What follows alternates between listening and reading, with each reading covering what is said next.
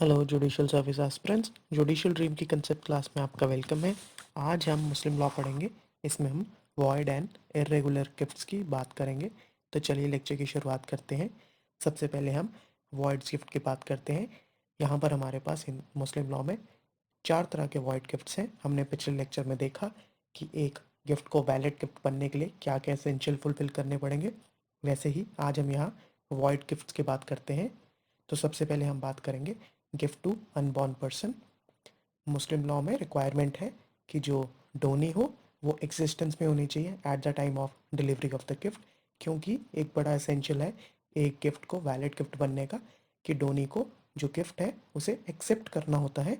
तो since unborn person existence में नहीं है तो वो गिफ्ट को एक्सेप्ट नहीं कर सकते, इसलिए ये एक वॉइड गिफ्ट माना जाता है।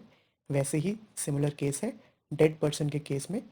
सिंस इंसान की मृत्यु हो चुकी है तो वो गिफ्ट एक्सेप्ट नहीं कर सकते, इसलिए यहाँ पर भी डेड पर्सन के केस में गिफ्ट वॉइड माने जाते हैं। तीसरी कैटेगरी है कंटिंजेंट गिफ्ट। कंटिंजेंसी का मतलब जहाँ पर ए पर्सन बी को कोई गिफ्ट देता है, लेकिन एक फ्यूचर इवेंट के होने पर या फिर फ्यूचर इवेंट के ना होने पर। सिंस फ्यूचर इवेंट होगा या नहीं होगा ये किसी ने नहीं देखा, तो इसीलिए जो कंटिंजेंट गिफ्ट्स होते हैं वो भी वॉइड होते हैं। इसके बाद आपका जो सब्जेक्ट मैटर है गिफ्ट का वो इन एग्जिस्टेंस होना चाहिए at the time of making declaration of gift and at the time of acceptance of gift. ऐसा नहीं हो सकता कि ए बी को बोले कि मैं अपनी ज़मीन में जो फसल उगाऊंगा उस फसल की जो उपज होगी अगले साल उसका तुम्हें आज गिफ्ट देता हूँ। तो सिंस फसल आज एग्जिस्टेंस में नहीं है तो ऐसी चीज़ का गिफ्ट नहीं दिया जा सकता। Gift of future property is not permissible, ये भी वॉइड गिफ्ट माना जाएगा। अब आपके लिए ध्यान देने वाली बात है कि गिफ्ट को कुछ कंडीशंस के साथ भी दिया जा सकता है। सपोज एक पर्सन है ए, वो बी को गिफ्ट देते हैं लेकिन कुछ कंडीशंस के साथ।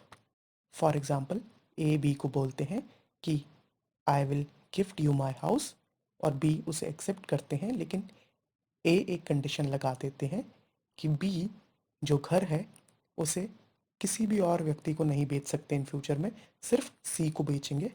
तो ये जो कंडीशन है कि वो सिर्फ सी को बेचेंगे अपना घर इन फ्यूचर, ये कंडीशन खाली वॉइड होगी, लेकिन जो रेस्ट ऑफ द ट्रांजैक्शन है जो गिफ्ट है बी के फेवर में वो बिल्कुल वैलिड माना जाएगा। इसके बाद हम बात करते हैं gift of life estate. Life estate का मतलब होता है जहाँ पर कोई बेनिफिट किसी पर्सन को दिया जाता है ड्यूरिंग द लाइफ टाइम, यानी कि वो अपने लाइफ टाइम तक उस बेनिफिट को एंजॉय कर सकते हैं लेकिन वो उस प्रॉपर्टी के ओनर नहीं बनते।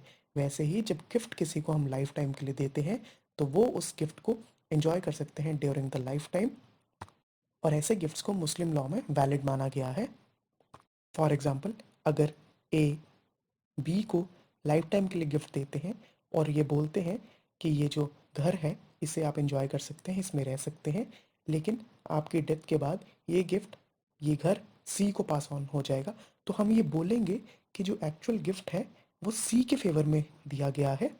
जो कॉर्पस ऑफ द गिफ्ट है वो सी के फेवर में दिया गया है, लेकिन जो बी है बस उस घर को अपने लाइफ टाइम तक एंजॉय कर सकते हैं। इसके अलावा एक और एग्जांपल लेते हैं। फॉर एग्जांपल हम बोले कि ए ने बी को घर का गिफ्ट नहीं दिया लेकिन सी को डायरेक्टली दे दिया। सी अब उस घर में रह रहे हैं लेकिन बी के फेवर में एक राइट उन्होंने स्टार्ट की है, और वो है कि जो सी को उन्होंने गिफ्ट किया है घर, उस घर में से जो रेंट आ रहा है वो बी अपने लाइफ टाइम तक उसे इंजॉय कर सकते हैं। बी को उस घर से अपने लाइफ टाइम तक जितना भी रेंट आ रहा है वो बी को मिलेगा।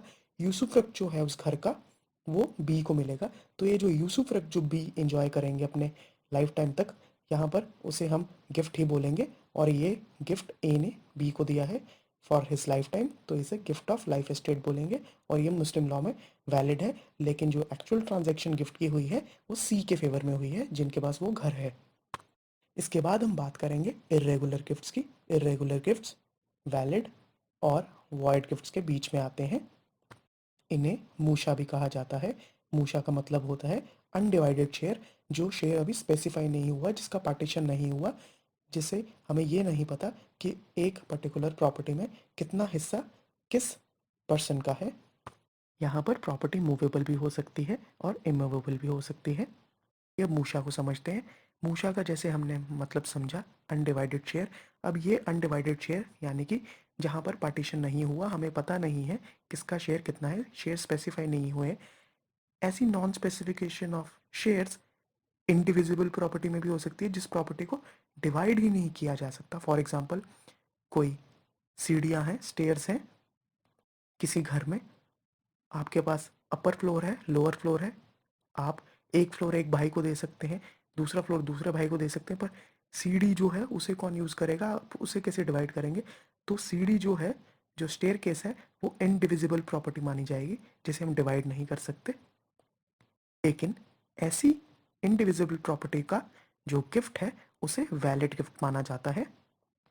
तो अगर आप एक नॉन स्पेसिफाइड शेयर वाली इनडिविजिबल प्रॉपर्टी यानी कि जहाँ पर शेयर्स डिफाइन नहीं किए गए हैं, किसको कितना शेयर मिलेगा, अभी प्रॉपर्टी अनडिवाइडेड है, मूशा है, उस मूशा प्रॉपर्टी को जो इनडिविजिबल है, डिवाइड भी नहीं हो सकती, उसका गिफ्ट देंगे तो वैलिड माना जाएगा। क्यों?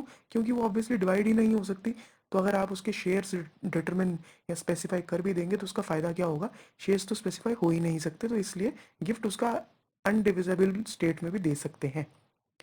लेकिन ऑन द कॉन्ट्ररी अगर जो आपकी प्रॉपर्टी है वो डिविजिबल है यानी कि उसका बंटवारा हो सकता है, उसे डिवाइड किया जा सकता है, शेयर्स अलॉट किए जा सकते हैं उसमें से, तो ऐसी किसी प्रॉपर्टी का मूशा के अंदर यानी कि अनडिवाइडेड स्टेट के अंदर अभी डिवाइड नहीं किया गया है, डिवाइड कर सकते हैं लेकिन फिलहाल डिवाइड नहीं किया गया, तो डिवाइड करने से पहले ऐसी किसी प्रॉपर्टी को अगर आप गिफ्ट कर देते हैं तो वो वॉइड गिफ्ट नहीं माना जाएगा, इर्रेगुलर गिफ्ट माना जाएगा।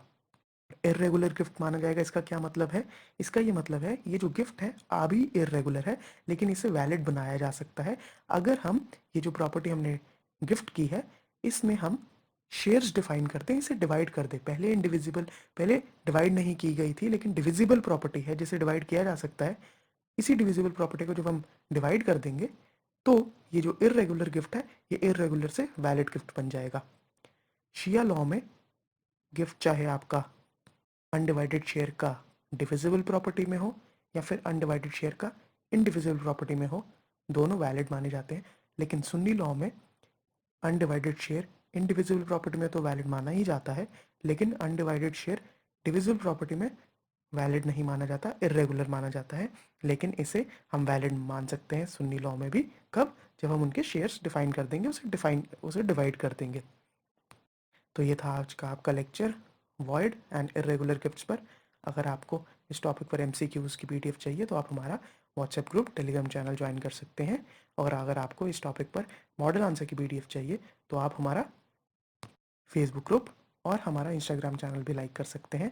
आपको वीडियो की डिस्क्रिप्शन में लिंक्स मिल जाएंगे सभी हमारे सोशल मीडिया हैंडल्स के। अगर आप मध्य प्रदेश जुडिशियल सर्विस का एग्ज़ाम दे रहे हैं तो हमारी मॉक टेस्ट सीरीज़ को एनरोल कीजिए। हमारे पास 13 मॉक्स हैं मध्य प्रदेश जुडिशियल सर्विस के, कंप्यूटर, एमपीजीएस, एमपी लोकल एक्ट्स और सारे ही लेटेस्ट जजमेंट और मैगजीम्स के साथ। आपको 13 डेमो मॉक्स हम प्रोवाइड कर रहे हैं, वीडियो के डिस्क्रिप्शन में ही उसी का लिंक है।